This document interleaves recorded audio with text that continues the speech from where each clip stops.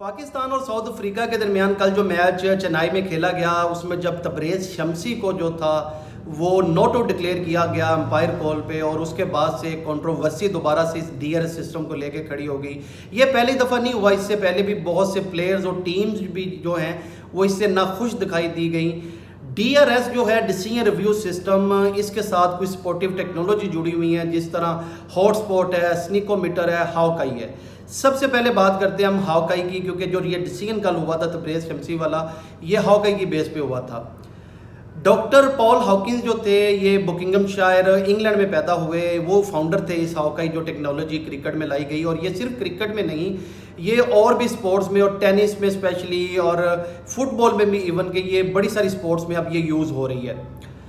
Doctor Paul Hawking के बारे में एक इंटरेस्टिंग स्टोरी ये है कि 1996 में उन्होंने माइनर काउंटी चैंपियनशिप का एक ही मैच उनके करियर में जो मिलता है उन्होंने खेला और उसमें दोनों इनिंग्स में वो 0 पे आउट हुए। पहली इनिंग्स में रन आउट हुए, सेकंड इनिंग्स में वो जो है लेग बिफोर विकेट जो होता है LBW जिसे बोला जाता है वो हुए, पेयर लिया उन्होंने।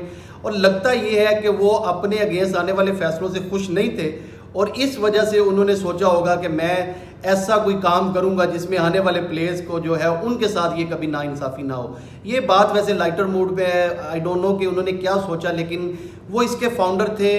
और ये टेक्नोलॉजी थी, ये 2001 में जो सबसे पहले हॉकी यूज़ हुआ था पाकिस्तान और इंग्लैंड की टेस्ट सीरीज़ में लॉर्ड्स में जो है ये सबसे पहले यूज़ हुई।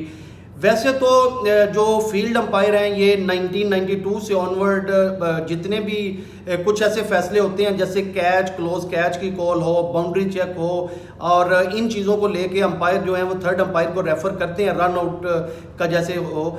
लेकिन डीआरएस जो है वो प्रैक्टिकली जो है वो कब 2008 में जो इंडिया और श्रीलंका की सीरीज़ थी उसमें प्रैक्टिकली जो सबसे पहले जो है वो स्टार्ट इसका हुआ।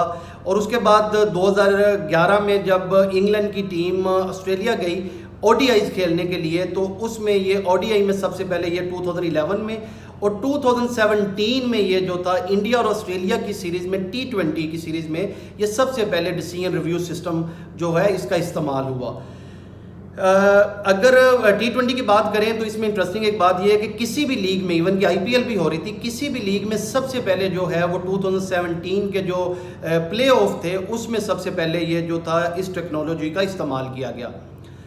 अब हम बात करें कल के डिसीजन को लेके, तो जब हारिस रऊफ का वो बॉल रियल टाइम में हम देखें तो वो लग रहा था कि वो मिडिल स्टंप को जाके हिट होगा, लेकिन हाउकाई ने जो है वो बाद में दिखाया कि वो जो बॉल है वो 50% से कम लेग स्टंप को टच हुई।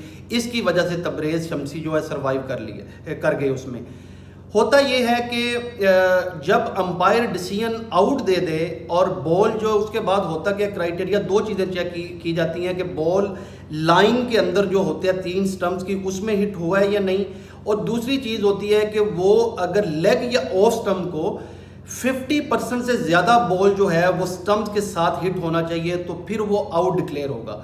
अगर अंपायर उसे नॉट आउट दे देता है तो फिर मोस्ट ऑफ द चांसेस होते हैं वो डिसीजन जो होता है वो अगर बॉलर की और बैट्समैन की फेवर में चला जाता है अंपायर कॉल पे।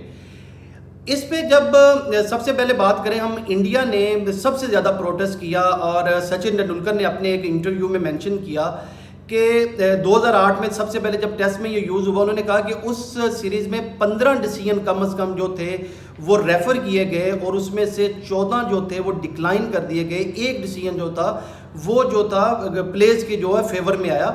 तो उन्होंने बोला कि जब इतने एक्सपीरियंस प्लेयर खेल रहे हो, जब हमें लगता है कि ये आउट है या हमें लगता है ये नॉट आउट है, लेकिन टेक्नोलॉजी उसके अगेंस्ट डिसीजन देती है, तो उसका मतलब है कि इसमें या तो फिर आप उसको प्लेयर्स को ये अथॉरिटी ना दें तो अंपायर पे ही रहना दें। अंपायर पे जब तक अंपायर का जिक्र करें तो अंपायर एक टाइम पे बहुत सारी चीज़ों को मॉनिटर कर रहा होता है। कितने रूल्स होते हैं जो अंपायर के माइंड में होते हैं। अंपायर जो है वो one of the toughest job है, लेकिन टाइम टू टाइम जब आज हम बात करते हैं तो अंपायर्स को बहुत सारी फैसिलिटीज़ दे दी गई हैं। सबसे पहले तो नो बॉल की जो चेक करना होता है वो भी अंपायर के इख्तियार में अब नहीं है, उसे अब थर्ड अंपायर देखता है। तो अंपायर के पास बहुत सारा टाइम होता है कि वो रियल टाइम में जो है वो अच्छे फैसले दें। इस वर्ल्ड कप में काफ़ी सारे फैसले हैं जिन पे क्वेश्चन मार्क उठाए गए और वो सही भी हैं। इस तरह बड़ा इंटरेस्टिंग एक पाकिस्तान का जो मोहाली में 2011 का वर्ल्ड कप हुआ था, सईद अजमल का जो बॉल सचिन तेंदुलकर के आउट पे भी एक बड़ी डिबेट हुई थी। इयन गोल्ड ने उन्हें आउट डिक्लेयर किया, हाउकाई ने उसे लेग स्टंप मिस कर दिया, उस पर भी बड़ी कंट्रोवर्सी खड़ी हुई। और इयन गोल्ड जो यॉर्कशायर से बिलोंग करते हैं, बाद में पता चलता है कि ऑफ द रिकॉर्ड ये बाद में उन्होंने कहा कि अगर ये 100 दफ़ा भी मेरे सामने ये बॉल दोबारा होगी तो मैं इसे आउट ही दूंगा इस बॉल पे।